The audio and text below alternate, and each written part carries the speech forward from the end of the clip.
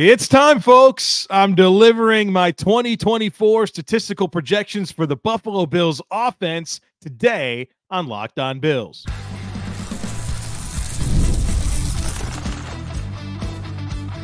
You are Locked On Bills, your daily Buffalo Bills podcast. Part of the Locked On Podcast Network, your team every day. What's up, Bills Mafia? It's Joe Marino, author of Go Bills and Buffalo's Run, also the co-host of the Locked On NFL Scouting Podcast, and I'm your host of Locked On Bills. Want to thank you for making Locked On Bills your first listen every day, and a big welcome and shout out to our everydayers. You know who you are. Those of you who never miss a single episode, I appreciate y'all being here very, very much. I'd also like to invite you to subscribe or follow for free on YouTube or wherever you listen to podcasts. We're part of the Locked On Podcast Network, your team every day. This episode is brought to you by Prize Picks, the easiest and most exciting way to play daily fantasy sports. Go to prizepicks.com/LockedOnNFL and use code LockedOnNFL, all lowercase, to win $50 instantly when you play $5. You don't even need to win to receive the $50 bonus. Prize Picks, run your game. Well, folks, welcome in. It's finally time. I want to deliver today my projections for the Buffalo Bills offense in 2024. We'll go through the passing stats, the receiving, rushing, scoring, all of it here today on this episode. I've done this for the last several years. It's always fun, and I feel like I finally landed on something that I'm ready to share, and I'm glad I finally landed on it because it's game week, folks. The Bills are going to play the Cardinals on Sunday. The regular season is here, and so we'll spend the beginning part of this week doing things like this. We'll get to herd mentality, but very quickly here, we're going to focus in on getting ready for the Bills week 1 matchup with our normal game week activities. And folks, if this is your first season following this podcast, thank you for being here. I'm excited, and I can't wait to talk you through this 2024 season. But today, we're going to project the offensive stats in 2024. And yes, this is a prediction for sure, but I really would appreciate it if you thought of this more as a thought exercise. Me kind of taking the information I believe to be true about the Bills offense and then what that means in terms of statistical output.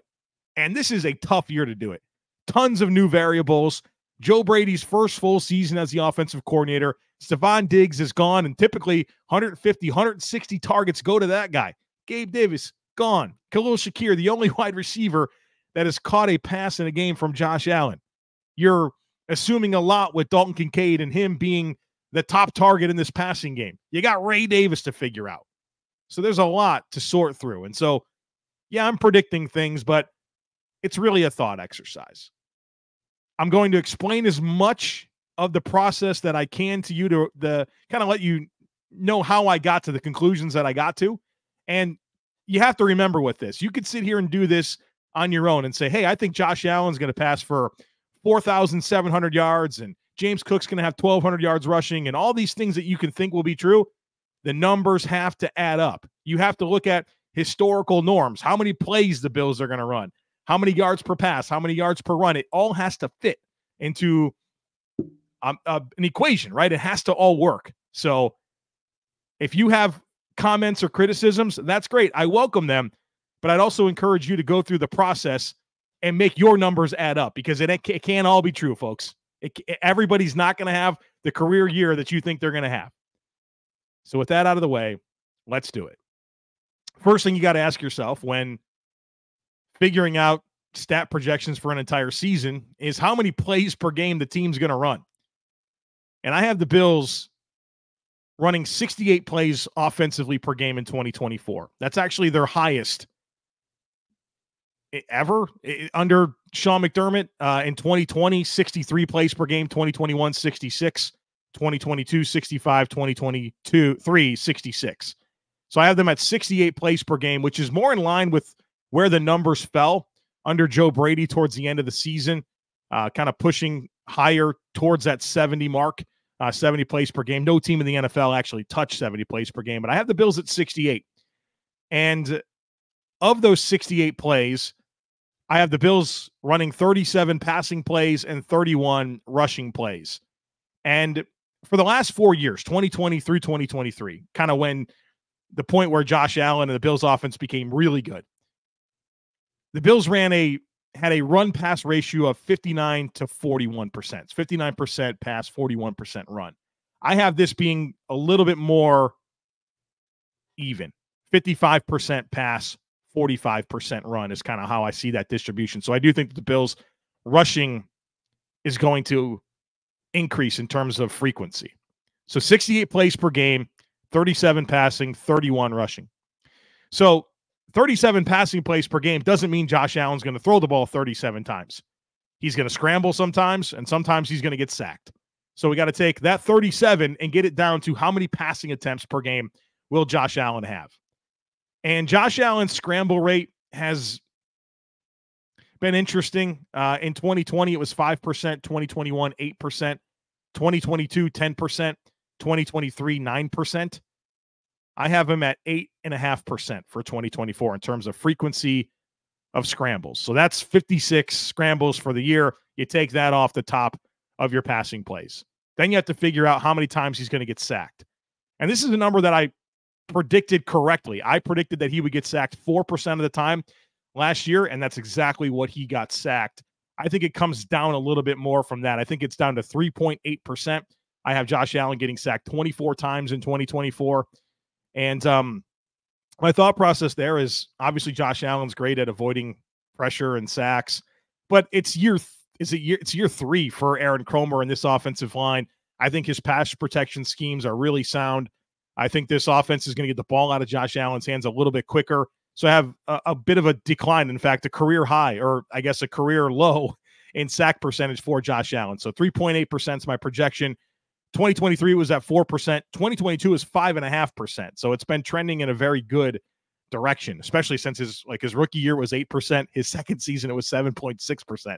So we got him at a career best 3.8%. So you take 39 passing plays per game. That equals 663. When you take 39 times 17, that gets you to 663.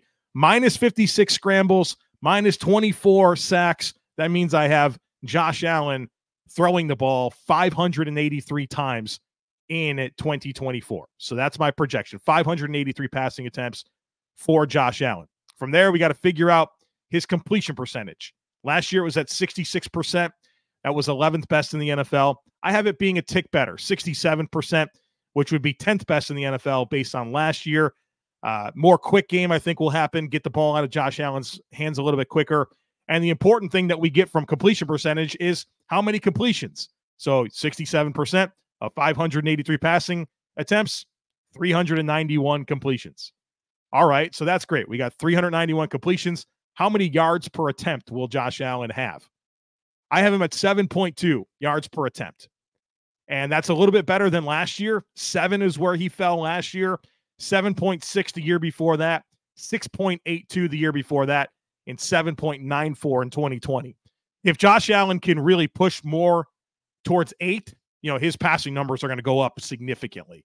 I have it at 7.2. It feels like a pretty safe number in terms of where he's been over the last 3 seasons. That gets us to 4,197 passing yards for Josh Allen. Then we got to figure out how many touchdowns he's going to throw. And I look at touchdowns as a percentage, right? The percentage of throws that are touchdowns. I think that's the best way to predictively get us to the number that Josh Allen will have this year. Last year, Josh Allen threw a touchdown 5% of his passing plays. The year before that, 6.2%. The year before that, 5.6%. The year before that, 6.5%. I think he comes up from the 5%, kind of more to where his career has been normal over the last 4 years. I think he's going to be at 5.5% for touchdowns thrown. So 5.5% of 583 passing attempts, that gets us to 32 passing touchdowns for Josh Allen in 2024. And I think another reason why I think it could come up a little bit is how many touchdowns were dropped last year. Hello, James Cook. There's others too. Other guys dropped touchdowns. And so I think some of that will get cleaned up. And I think that will be to the benefit of Josh Allen's passing touchdowns. Then the big one, right? How many interceptions is Josh Allen going to throw? Again, I like to look at the percentage of throws. And so I'll tell you right now, I'm going to project Josh Allen throws an interception 2.3% of the time. in 2024. That would put him at 13 for the season. Obviously, down from 18 last year. And Josh Allen's interception percentage last year was 3.1%. And I think he was very unlucky in terms of conversion rate of turnover-worthy throws into interceptions. It was very unlucky. Year before, Josh Allen was at 2.5%. Year before that, 2.3%. Year before that, 1.7%. And so we're kind of normalizing this a little bit at 2.3%. And that's exactly where it was in the 9 games under Joe Brady last season. So 13 interceptions for Josh Allen, 2.3% of throws.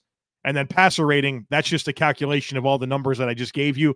If all of the numbers I gave you were true, Josh Allen's passer rating would be 96.97. That'd be 10th best based on last year's number, up from 92.2 in 2023. It was 96.6 in 2022, 92.2 in 2021, and then the big 2020 year was 107.2. So Josh Allen's numbers, this is where I have him for the season. 583 attempts, 391 completions, 67% completion percentage, 4,197 yards, 33 touchdowns, 13 interceptions, 20. That's it. And the passer rating of 96.97. So where would those numbers rank based on last year's passing stats for the NFL? 583 passing attempts would be 5th most. 391 completions would be 4th most.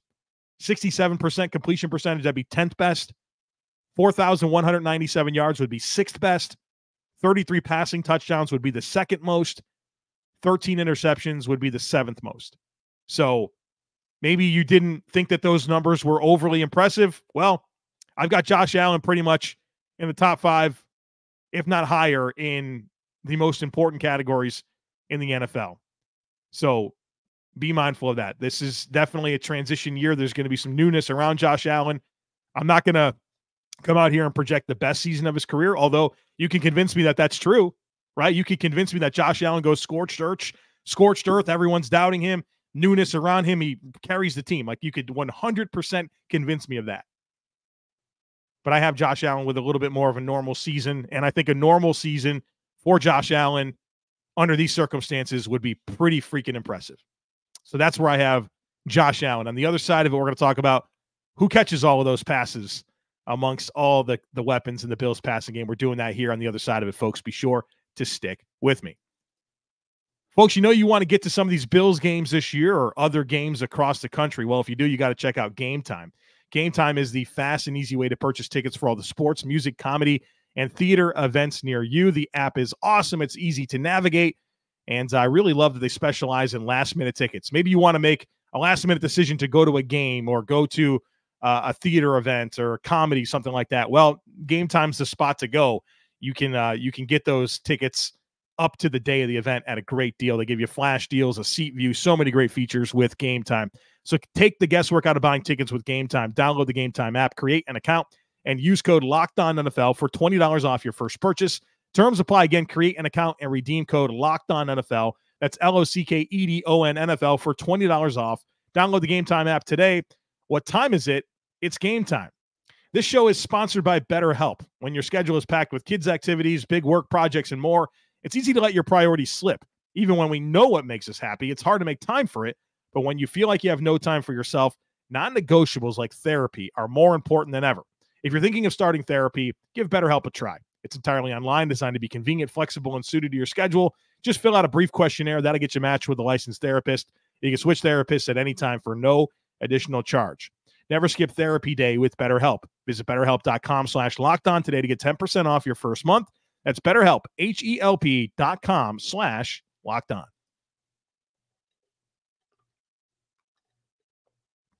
All right, folks, let's get into these receiving projections. So we know where Josh Allen's going to fall in this thought exercise. Let's distribute those passing yards and targets and touchdowns to these weapons. Two main thoughts in my mind as I tried to sort through this. Number one, I think the Bills offense is going to share the ball. I definitely believe that. There's no Stephon Diggs here that's going to take 160 targets. The ball is going to be spread around.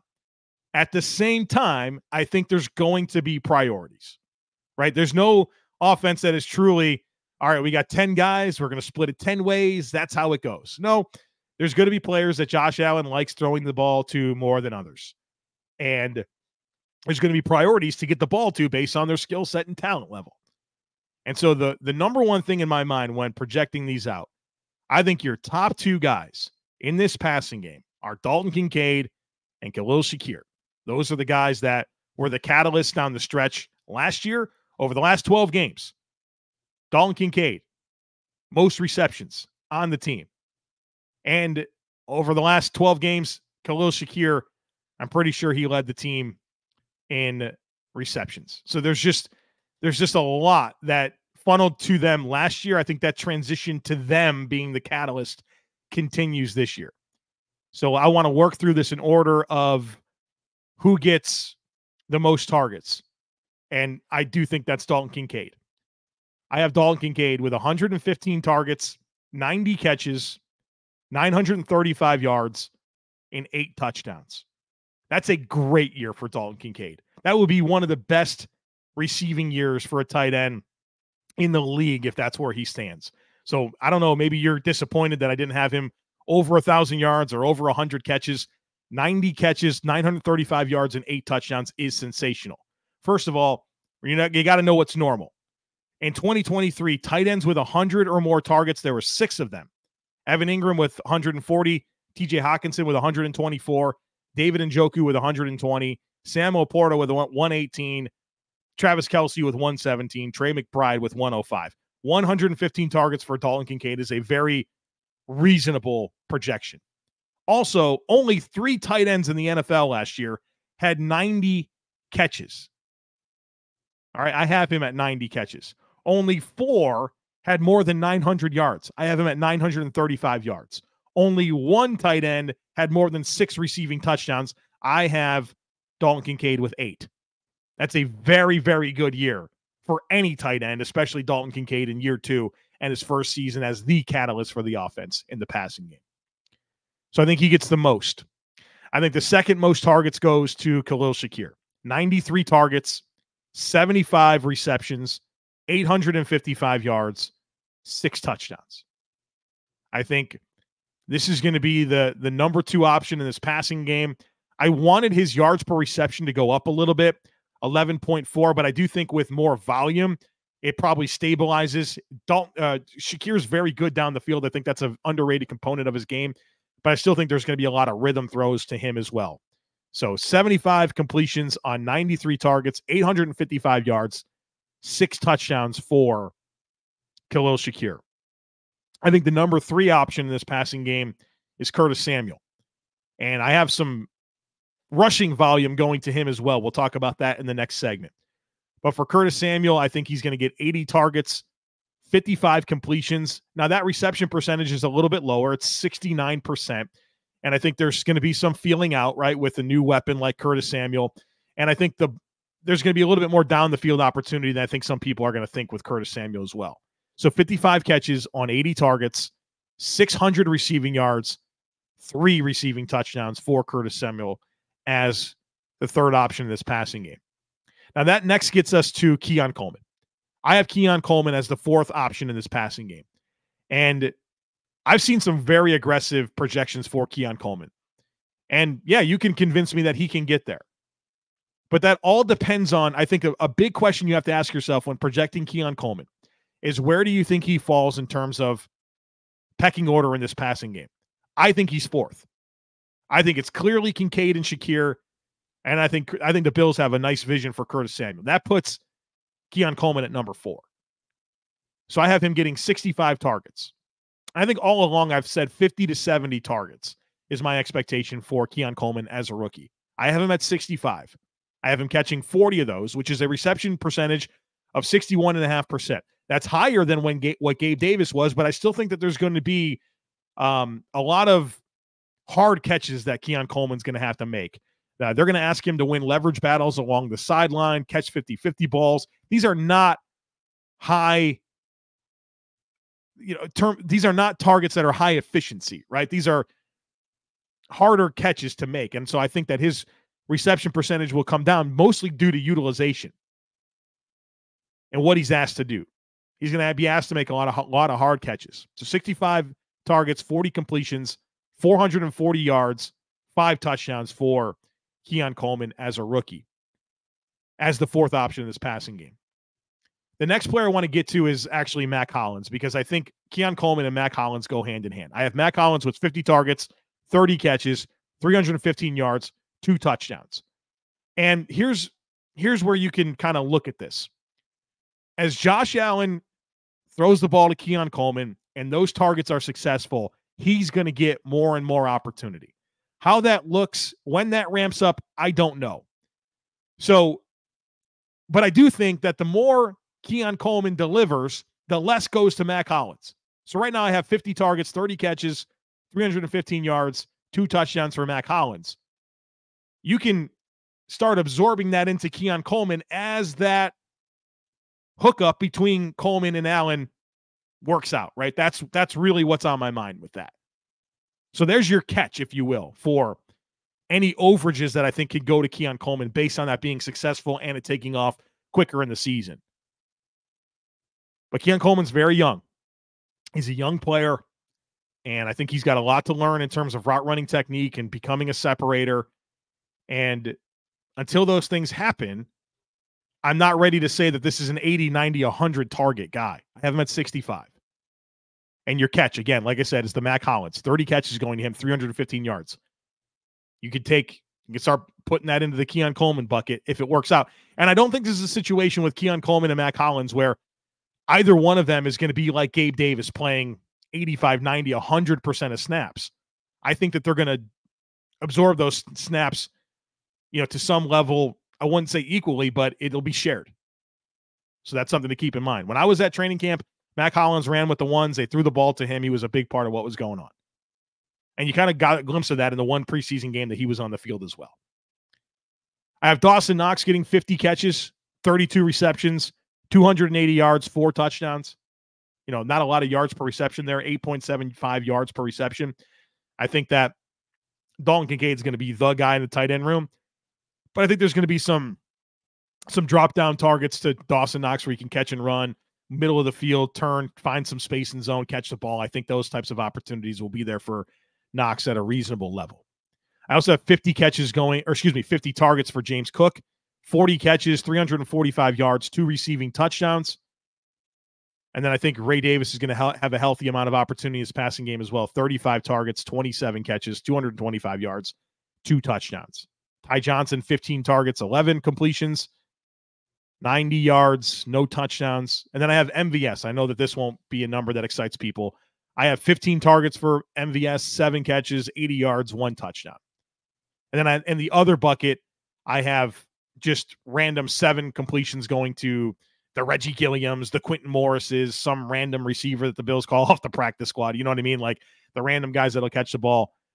7 receptions for 32 yards to those players. So that's how I see this going in terms of the receiving distribution. I want to comment real quick on MVS because obviously that's not a very impressive stat line. At the end of the day, he's wide receiver 5. He's wide receiver 5. And I think a lot of weeks he's going to be inactive. He doesn't play special teams, and he's the wide receiver 5. Now, I think maybe his opportunity ramps up towards the end of the season, but I think he's this year's Poona Ford. I really believe that. And he might catch a couple balls down the field, but when you talk about being the 5th receiver in an offense, I did the math on that. I think it came out to be the 5th wide receiver for the Bills over the last 4 years has been around 20 to 25 targets. I don't see, and I think with this being an offense that's going to share the ball, and I just don't see as much there for MVS. I really don't. So that's my thoughts on that piece of it. Right there, I have it in front of me. Bills' 5th wide receiver has averaged 24 targets per season since 2020. And that's without a high priority on getting the ball to tight ends. So, yeah, I'm kind of out on the idea that MVS is going to have meaningful production this year. Now, I thought I wanted to take a quick second here and look at how the targets are distributed amongst position groups and kind of compare that to year over year. I have 170 targets going to tight ends. That's 29% of targets for tight ends. That's up from 23% in 2023. So a nice little jump, 6% jump in market share for the tight ends. Now, of course, that comes at the expense of wide receivers. I have 308 targets for wide receivers.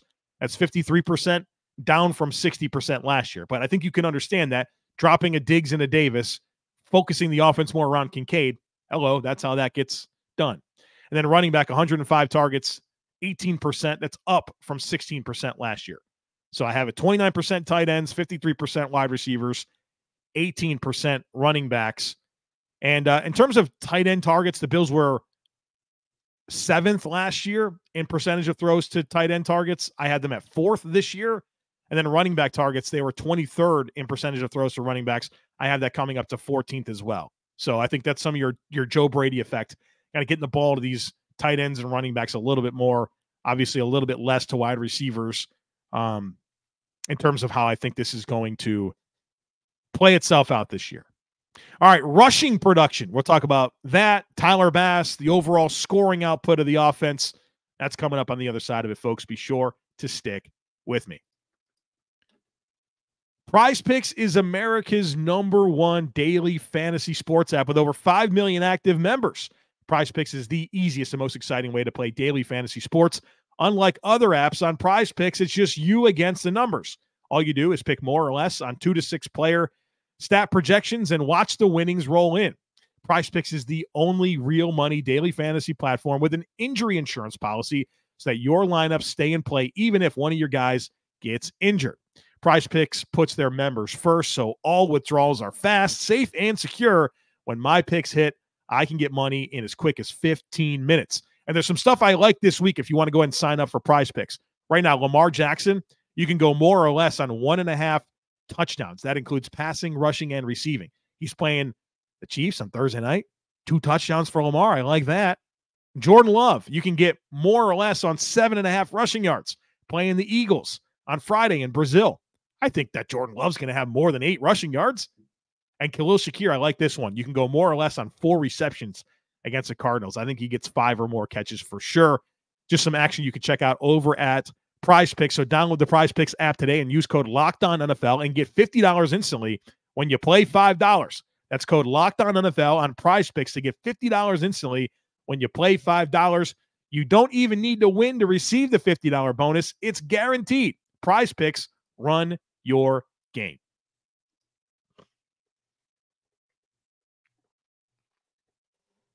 All right, folks, rushing output. And remember, I had a bit of an uptick in rushing volume for the Bills this season. So if you go back to it, I had the Bills with 31 rushing plays per game.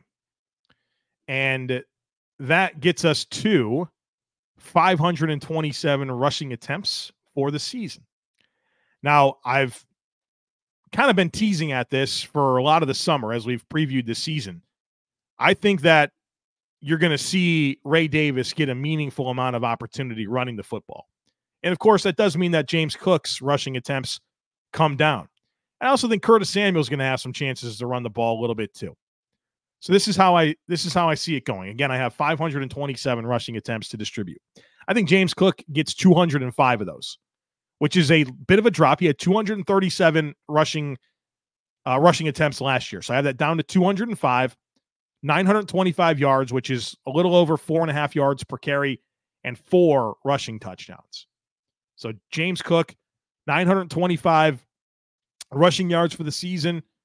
I have him at 345 receiving yards. So still, what is that? 1,200 yards from scrimmage, a little over. It's a healthy year for James Cook. But I do have Ray Davis getting plenty of opportunity. I have Ray Davis with 125 rushing attempts for 550 yards.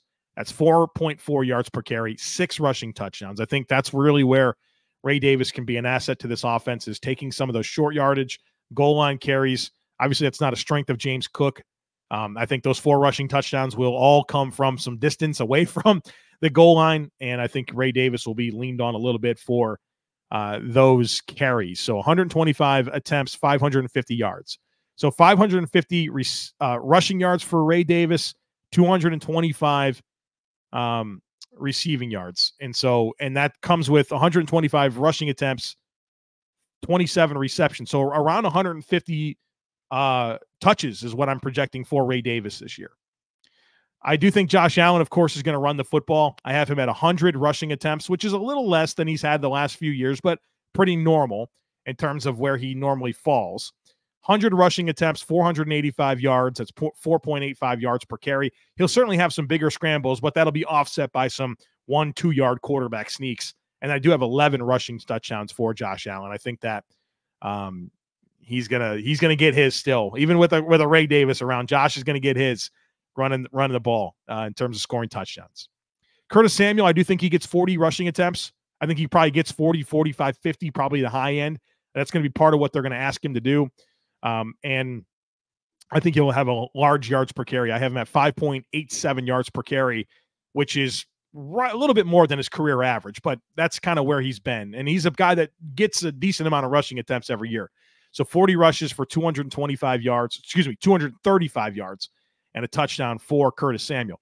So when you blend that with his receiving production, I mean, that's 80 targets and 40 rushing attempts. It's 120 opportunities to touch the ball for Curtis Samuel this season. That's how the Bills, I think you got to look at him as a multifaceted playmaker, because maybe you don't look at the receiving output by itself and feel like that justifies his contract. Well, I think you're going to have to factor in this rushing output as well. Ty Johnson, I have 45 rushes for 190 yards and a touchdown. I think he kind of will get some opportunity, but I think Ray Davis is going to really emerge as the RB2.